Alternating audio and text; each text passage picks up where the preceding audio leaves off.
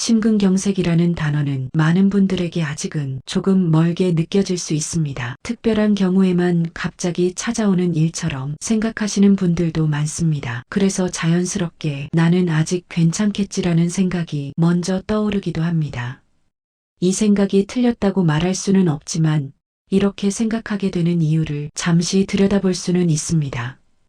왜냐하면 우리는 지금 당장 불편하지 않으면 몸의 이야기를 뒤로 미루는데 익숙해져 있기 때문입니다. 그런데 여기서 조용히 한번 이 질문을 떠올려 볼 수 있습니다. 정말로 이 이야기는 나와는 상관없는 이야기일까요? 이 질문이 중요한 이유는 몸의 변화는 대개 문제가 생긴 뒤가 아니라 아직 일상이 유지되고 있을 때 이미 시작되는 경우가 많기 때문입니다. 조금 더 가까이 들여다보면 심근경색은 하루아침에 생기기보다는 오랜 시간 반복된 생활의 흐름 속에서 영향을 받는 경우도 많다고 느끼는 분들이 있습니다. 이 말이 왜 지금 중요할까요? 우리는 특별한 사건보다 평범한 하루를 훨씬 더 많이 살고 몸 역시 그 평범한 하루의 선택들을 하나하나 기억해 나가는 경우가 많기 때문입니다. 그래서 오늘은 무엇을 고치거나 당장 바꾸라는 이야기가 아니라 일상에서 자연스럽게 반복되는 습관을 차분하게 살펴보려 합니다. 이 이야기가 중요한 이유는 이 습관들이 큰 결심이 있어야만 가능한 것이 아니라 이미 우리가 매일 아무 생각 없이 하고 있는 행동들 속에 조용히 숨어 있기 때문입니다.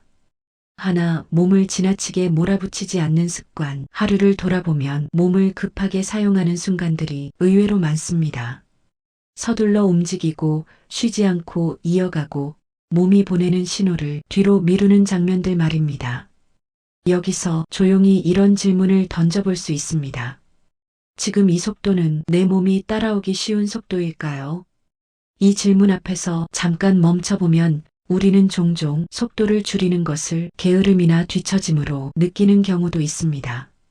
하지만 몸의 입장에서 보면 중요한 것은 빠르냐 느리냐가 아니라 이 속도가 하루, 한 달, 몇 년 동안 계속 이어질 수 있느냐일 수 있습니다. 많은 분들이 이 정도는 괜찮겠지라고 넘기지만 그 괜찮음이 하루 이틀이 아니라 매일 반복되고 있다면 몸은 계속 긴장된 상태에 머무는 경우도 있습니다. 이 점이 왜 중요할까요? 바쁜 하루가 특별한 날이 아니라 기본값이 되어버리면 몸은 긴장을 풀 기회를 점점 잃게 되기 때문입니다. 그래서 속도를 조금 늦추는 선택은 몸을 쉬게 한다기보다 몸을 존중하는 태도일 수 있습니다. 이 차이를 어느 날 문득 몸이 먼저 알려주는 경우도 적지 않습니다. 둘 몸의 기본 반응을 무심히 넘기지 않는 습관. 어느 순간 숨이 조금 가쁘게 느껴지거나 심장이 평소보다 빠르게 뛰는 것처럼 느껴질 때가 있습니다. 대부분은 피곤해서 그렇겠지 하고 자연스럽게 넘깁니다. 그런데 여기서 한 번만 생각을 멈췄다가 다시 이어볼 수 있습니다. 이 감각은 몸이 지금 상태를 알려주려는 방식일 수도 있지 않을까요? 이 질문이 중요한 이유는 몸은 한 번에 큰 소리로 말하지 않기 때문입니다. 대신 아주 작은 느낌으로 여러 번 신호를 보내는 경우가 많습니다. 이런 감각을 불안으로 받아들이라는 뜻은 아닙니다. 오히려 몸에 관심을 갖는 연습에 가깝다고 느끼는 분들도 많습니다. 몸의 반응을 느낀다는 것은 걱정이 아니라 관심일 수 있고 이런 태도는 일상에서 몸의 변화를 조금 더 빨리 알아차리는데 도움이 될 수 있습니다. 셋, 하루의 리듬을 크게 흔들지 않으려는 태도. 식사 시간, 쉬는 시간, 활동의 흐름이 매일 크게 달라질 때 몸은 적응하느라 에너지를 더 쓰는 경우가 있습니다. 어제와 오늘의 리듬이 너무 다를 때 괜히 몸이 더 피곤해지는 경험. 많은 분들이 자연스럽게 떠올리실 수 있을지도 모릅니다. 여기서 이런 질문을 한 번 더 던져볼 수 있습니다. 내 하루는 너무 들쭉날쭉하지는 않을까요? 이 질문이 중요한 이유는 몸은 변화 자체보다 변화를 예측할 수 없는 상황에서 더 많은 부담을 느끼는 경우가 많기 때문입니다. 완벽한 규칙이 아니라 대체로 비슷한 흐름만 유지해도 몸은 한결 편해질 수 있습니다. 이 점을 나중에서야 체감하는 분들도 적지 않습니다. 내 일상 속 자극을 조금 줄이려는 습관, 강한 감정, 지속적인 긴장, 끊임없이 이어지는 자극은 몸을 계속 깨어있게 만듭니다. 잠깐 쉬는 시간에도 머릿속이 계속 바쁘다면 몸은 실제로 쉬고 있지 않을 수도 있습니다. 그래서 이런 질문을 조용히 던져볼 수 있습니다. 나는 쉬고 있을 때 몸도 함께 쉬고 있을까요? 이 질문이 왜 중요할까요? 요즘의 휴식은 겉으로는 쉬는 것처럼 보여도 몸은 계속 자극을 받고 있는 경우가 생각보다 많기 때문입니다.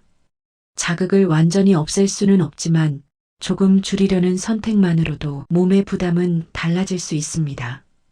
이 차이를 시간이 지나서야 느끼는 분들도 많습니다. 5수분을 의식적으로 챙기려는 습관, 바쁜 하루 속에서 물을 마시는 일은 쉽게 뒤로 밀리곤 합니다.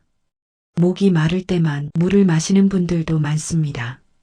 여기서 이런 질문을 다시 한번 던져볼 수 있습니다. 나는 몸이 필요로 하기 전에 물을 챙기고 있을까요? 이 질문이 중요한 이유는 몸속 환경은 우리가 크게 의식하지 않아도 조용히 영향을 받는 경우가 많기 때문입니다. 특별한 방법보다 의식적으로 챙긴다는 태도 자체가 몸의 흐름을 유지하는 데 의미가 있을 수 있습니다. 이 점을 생활 속에서 천천히 느끼는 분들도 적지 않습니다. 피로를 당연하게 여기지 않는 태도, 이 정도 피로는 다들 있지, 나이 들면 어쩔 수 없지, 이런 생각은 몸의 신호를 습관처럼 넘기게 만들 수 있습니다. 여기서 한 번 더 생각을 이어볼 수 있습니다. 이 피로는 정말 당연한 걸까요? 이 질문이 중요한 이유는 피로가 몸이 회복이 필요하다고 알려주는 방식일 수도 있기 때문입니다. 물론 모든 피로가 문제라는 뜻은 아닙니다. 다만 피로를 무시하지 않는 태도는 몸을 오래 사용하기 위한 중요한 습관이 될 수 있습니다. 7 작은 변화를 그냥 넘기지 않는 습관, 설명하기 애매한 불편함, 예전과 조금 다른 느낌, 이런 변화는 통증이 아니기 때문에 쉽게 지나칩니다. 하지만 여기서 조용히 이 질문을 던져볼 수 있습니다. 이 변화는 몸이 방향을 바꾸자고 말하는 신호일 수도 있지 않을까요? 이 질문이 왜 중요할까요? 몸의 변화는 대개 큰 소리로 오지 않고 작은 느낌으로 먼저 나타나는 경우가 많기 때문입니다.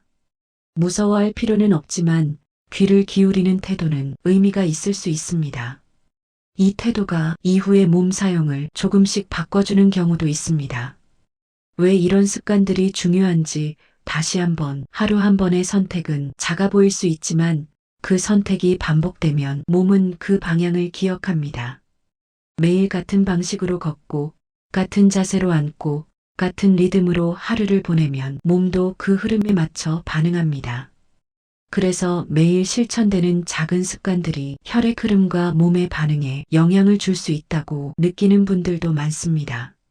정리해 보겠습니다. 오늘 이야기한 7가지는 특별한 비법이 아닙니다. 무엇을 더하라는 말도 아니고 갑자기 바꾸라는 말도 아닙니다. 다만 몸과 심장을 조금 더 존중하는 태도에 대한 이야기입니다. 없애기 전에 먼저 알아차리는 것, 몸의 신호를 이해하려는 시선, 그런 태도가 중장년 이후의 건강을 지켜가는 한 가지 방법일 수 있습니다.